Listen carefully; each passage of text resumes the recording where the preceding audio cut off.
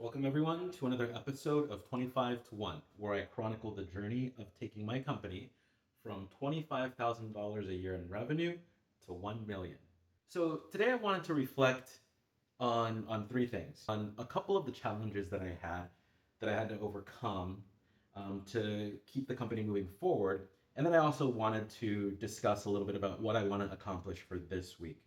So, there are three things that I wanted to sort of take some time to think about, uh, both in terms of how to overcome these challenges in different ways in the future, as well as thinking about just how I started knowing nothing about business ownership, let alone e-commerce. So when I first bought the company, I needed help with fulfillment. I was living in Panama at the time. The company was US based, the products were in the US. So my best friend Keith, who I will mention quite a bit in this channel, stepped up to help me out. So I'm super grateful to him for doing this, and he's still doing a great job with order fulfillment. Uh, However, after I bought the company, I had thought, okay, so I just bought a website, I bought an e-commerce store. I guess I'll just let sales trickle in. And then I'll have Keith fulfill the orders. I'll let him know what they are. I'll print the shipping labels for him. And I thought that's as simple as it was. Gosh, I had no idea. To me, the idea of buying an e-commerce website that already had customers, that already was doing 25K a year in revenue, was just to get some passive income. So I was thinking I'd get, a couple $1,000 a month in profit, and it having the store would be a good backup plan in terms of having some sort of passive income and ongoing cash flow. Not the case.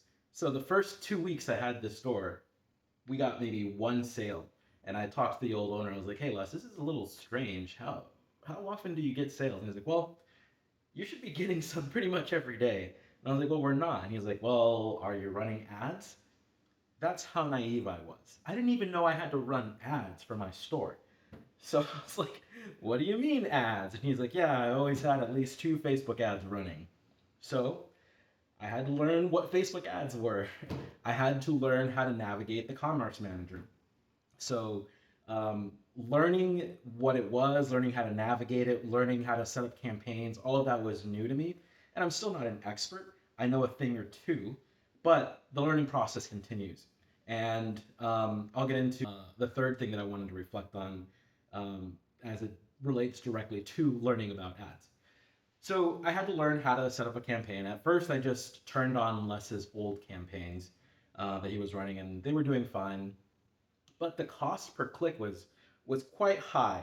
I think the average order value that we have is about $60, and the cost per conversion was about $15. So pretty high. I know that number isn't totally accurate because it doesn't take into account people who will click on an ad and then forget about it or plan to buy it later and then go to the website directly. So it's a little bit high. It's the cost per conversion is a little lower than that, but still relatively high. Looking at 12, 11 or $12 around there. So when you factor in inventory costs, shipping, and all that, the profit margins that look like they're about 40 really drop down to maybe about 28%. So those were kinds of things that I had to learn about what it means to run ads.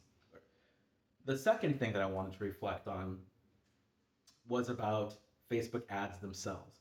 And this gets into a point that I really have been taking to heart, and I don't know how applicable it's going to be for other businesses, but is insanely applicable to mine, which is the elimination of single points of failure. So, as I mentioned, I was living in Panama. I was running ads from Panama. I moved back to Seattle, and within about 2 weeks of running ads from Seattle, Facebook shuts down my ad account.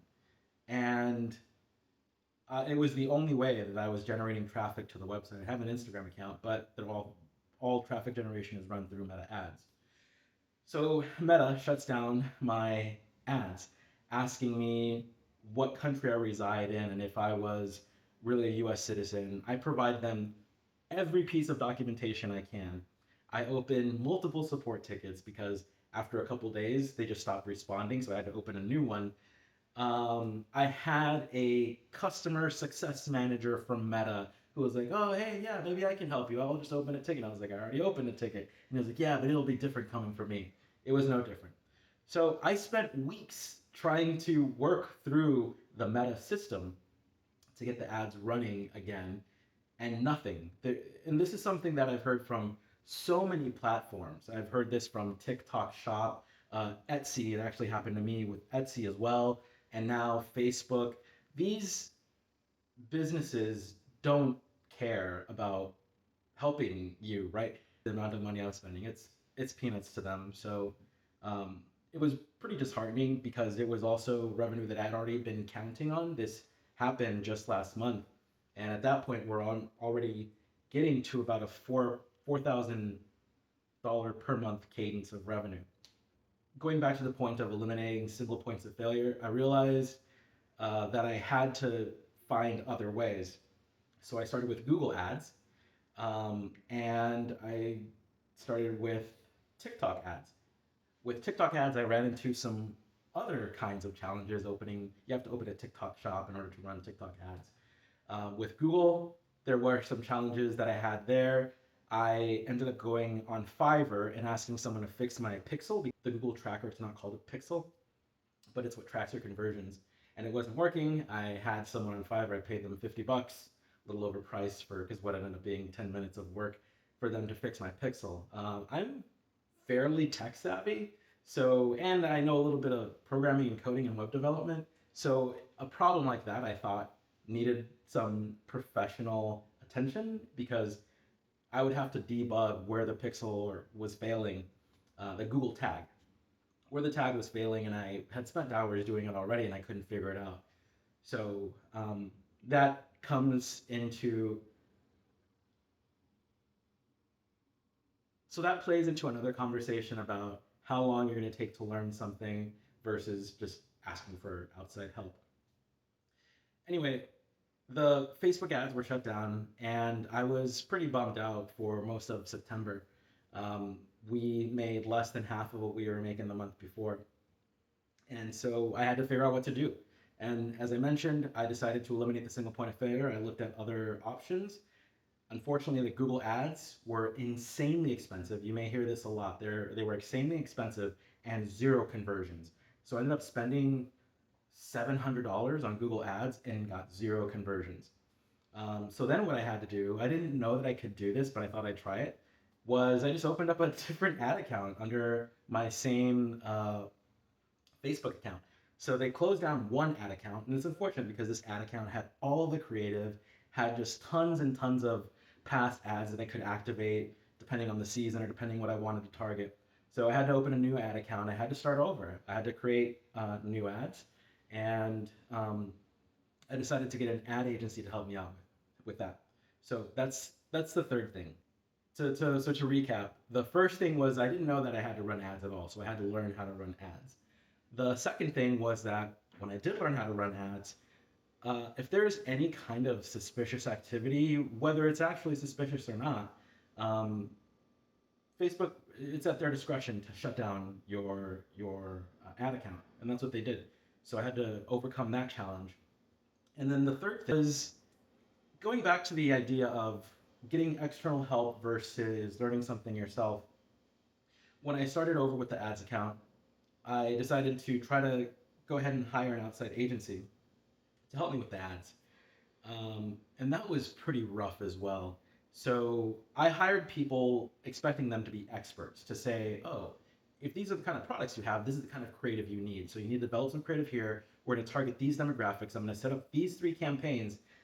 None of that happened. They were asking me what I wanted to do and how I wanted to set it up. And it just was very strange because if I knew exactly how to do that, if I knew how to target the demographics that I wanted, if I knew uh, how many campaigns I needed to be the most successful, if I knew how to set up different kinds of catalogs, if I knew those things, I wouldn't be asking you to take a look at my website, take a look at my products, and help me build the right kinds of ads that I need. So I realized that after they helped, that I was going to have to learn how to do this myself, um, at least to an extent. I think somewhere further down the road, I'll probably get someone to consult for some amount of time on whether or not they can help, and maybe be a little bit more deliberate about that process to see if they have ideas off the bat, and then deciding on whether or not to hire them, as opposed to this was a referral from a friend of mine, and just blanket asking for help. Those are three challenges that I had to overcome. Now, in terms of what I want to do this week, is I did finally get my TikTok shop approved last week. So my goal for this week is to set up at least one campaign on TikTok with 3 ad sets, and of course make ads for each ad set. And for anyone who is not familiar, a campaign is the overarching ad campaign that you're going to be running. Ad sets target different demographics. So if you want to target older folks, if you want to target just men, and then if you want to target, for example, let's say the Mariners are going to the playoffs, you want to target just people in Seattle. So you can set up those ad sets, and you can have the same ads in each ad set, and they'll perform differently, and they'll learn the cool kind of AI-driven, results-oriented approach to putting ads in front of the people who are more likely to engage with them. So that's my goal for this week. We'll see if I can actually set up my TikTok ads by the end of this week, Friday or Saturday. I'll hopefully upload another video and show off my progress. Thanks for watching, and I'll see you in a few days.